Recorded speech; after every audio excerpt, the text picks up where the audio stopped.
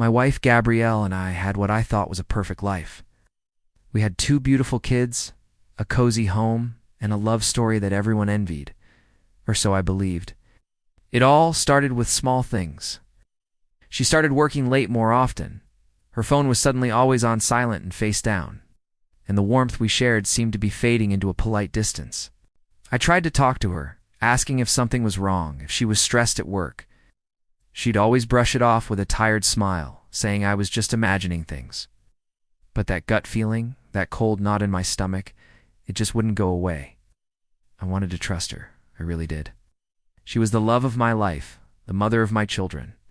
The thought of her betraying me felt like a physical blow. One evening, I came home early from a business trip to surprise the family. As I walked in, the house was quiet. Too quiet.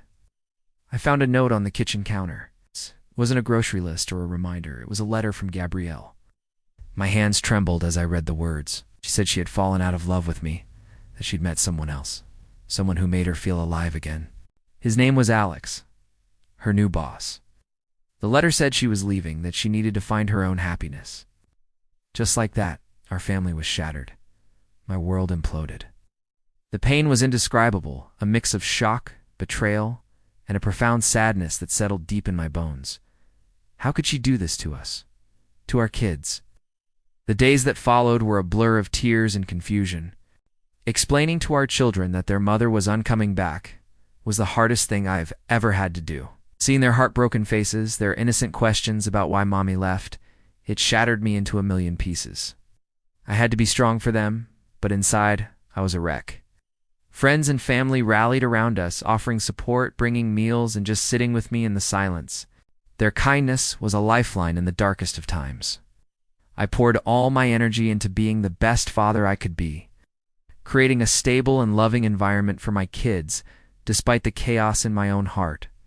We slowly started to build a new normal, a new life for the 3 of us. Meanwhile, I'd hear snippets about Gabrielle's new life through mutual acquaintances. She and Alex were living it up, traveling, attending lavish parties. They flaunted their relationship on social media, posting pictures of their perfect, glamorous life. Each photo felt like another twist of the knife. It was painful to see her so happy while my kids and I were still picking up the pieces of the life she destroyed. It felt so unfair. She had moved on without a single glance back, leaving a trail of devastation behind her.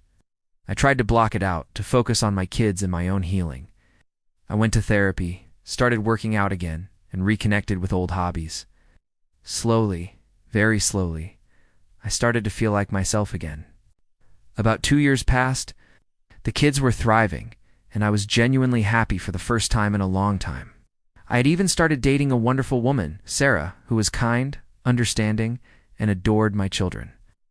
Our little family was healing and growing, and one day I got a call from a number I didn't recognize. It was Gabrielle. Her voice was shaky, almost unrecognizable. She was crying. She told me that Alex had left her. It turned out he had been cheating on her the entire time, draining her finances and leaving her with nothing. He had used her just as she had used me. The glamorous life she had chased had turned out to be a complete illusion. She was broke, alone, and had nowhere to go. She asked if she could come back. She talked about missing the kids, about making a terrible mistake. I listened quietly as she poured her heart out. A part of me, the part that had once loved her so deeply, felt a flicker of pity. But then I looked at my life now. I looked at my incredible kids, their happy smiles, and I thought of Sarah, who had shown me what true selfless love really was. I realized that going back was not an option. The trust was broken beyond repair. Forgiveness is one thing, but forgetting the pain and rebuilding what was so carelessly destroyed is another. I told her calmly but firmly that she couldn't come back. I explained that we had moved on, that we had built a new life without her. I wished her well and told her I hoped she could find her own way to rebuild her life, just as I had been forced to do. It was a difficult conversation, but it was necessary. It was the final chapter in a painful story, and closing it brought a sense of peace I hadn't realized I was missing. It wasn't about revenge or seeing her suffer. It was about protecting the peace and happiness my children and I had fought so hard to find. Sometimes life throws you into the fire, but it's in that fire that you're forged into something stronger. My journey through betrayal and heartbreak taught me about my own resilience and the incredible power of love from family and friends. It taught me that sometimes the end of one story is just the beginning of a much better one. Today, I am grateful for the life I have. I have two amazing kids who are my world, and I have a partner who loves and respects me. The past will always be a part of my story, but it no longer defines my future. Karma, in its own way, had a strange way of balancing the scales. For anyone going through something similar, know that it does get better. Focus on yourself, lean on your support system, and believe that brighter days are ahead. Thanks for listening to my story. Please like and subscribe for more content.